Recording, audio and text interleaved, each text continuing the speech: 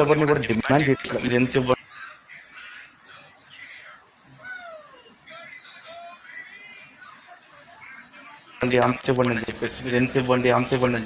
చెప్పుకొని YouTube channel ద్వారా బెదిరింపులకు పాల్పడుతున్న ముగ్గురిపై పోలీసులు కేసు నమోదు చేశారు. హైదరాబాద్ లో ఈ ఘటన జరిగింది. దీనిపై జ్యువెలరీ వ్యాపారవేత్త రామన్ లాల్ కుషాయిగూడ పోలీస్ స్టేషన్ లో ఫిర్యాదు చేశారు. దీంతో బెదిరింపులకు పాల్పడుతున్న ముగ్గురు నిందితులు దువ్వాడ శివప్రసాద్, లలిత్ కుమార్, హరికృష్ణను అరెస్ట్ చేశారు. 60 లక్షలు ఏంటి, 40 లక్షలు ఏంటి, కొద్దిగా అవుతుంది. 40 లక్షల కాదు. యూట్యూబ్ లో నేను ఏ బాధ లేకుండా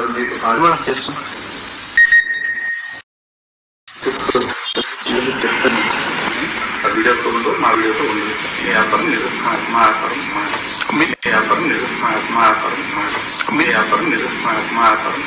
మీరు రేపే తీసేయండి, ఆయన తీసేసేయాలి. ఎందుకంటే ఆయనతో మాట్లాడింది ఏదైతే డబ్బులు ఉన్నాయో ఇచ్చేస్తామో, ఒక మాట మీద నిలబడుతున్నట్టు ఒక 3వ తారీఖున 15 లక్షల రూపాయలు ఇస్తున్నాను. ఒక రోజు అటు ఇటుగా ముందే ఇవ్వచ్చు కూడా. వీడియో ఏముందో తీసేయాలి, మళ్ళీ వీడియో ఏముందో తీసేయాలి, మళ్ళీ ఏముందో తీసేయాలి, మళ్ళీ సెటిల్మెంట్ గానీ మళ్ళీ ఆయన ఫోన్ చేసి మళ్ళీ డబ్బుల విషయం. దువ్వాడ శ్రీనివాస్, లలిత్ కుమార్ వీళ్ళిద్దరూ రామరాజ్యం పేరు ధర్మం తీర్చే రామరాజ్యంలో రక్తపిశాచులు వీళ్ళు. తన అదృష్ట జ్యువెలర్స్ పై యూట్యూబ్ లో తప్పుడు ప్రచారం చేస్తామంటూ బ్లాక్ మెయిల్ చేశారని యజమాని రామన్ లాల్ వాపోయారు. మొదట 1,50,000 రూపాయలు ఇవ్వగా రెండోసారి 60 లక్షలు డిమాండ్ చేశారు ముగ్గురు నిందితులు.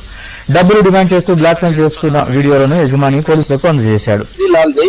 అదృష్ట జ్యువెల్స్ నగర్, మాది బంగారు వ్యాపారము అలాగే రత్నాల వ్యాపారం ఉంది. మేము చేసే వ్యాపారంలో ఇలా తప్పులు జరిగినాయనే ఉద్దేశంతో భరతవర్ష ఛానల్ దువ్వాడ శివప్రసాద్, జనశక్తి ఆయన లలిత్ కుమార్ వీళ్ళిద్దరూ కలిసి కొద్దిగా నా మీద దుష్ప్రచారం చేశారని అనుకుని చేశారు. నేను వెంబటే వాళ్ళ సంప్రదిస్తే వాళ్ళు ఏమన్నారంటే, సరే మేము సరిదిద్దుకుంటాము, కొద్దిగా ఆర్థిక సహాయం చేయమన్నట్టంటే 1,00,000 రూపాయలు డబ్బులు ఇచ్చాము. తర్వాత కూడా వారికి మళ్ళీ ఇంకా ఎక్కువగా అంటే 60 లక్షల రూపాయలు డిమాండ్ చేయడం మొదలు పెట్టారు. అది మేము ఆశ్చర్యపడి పోలీసులకు రిపోర్ట్ ఇచ్చాము. దానికి సంబంధించిన విషయాలన్నీ దీంట్లో ఉన్నాయి. పోలీసు వారు చర్య తీసుకున్నారు.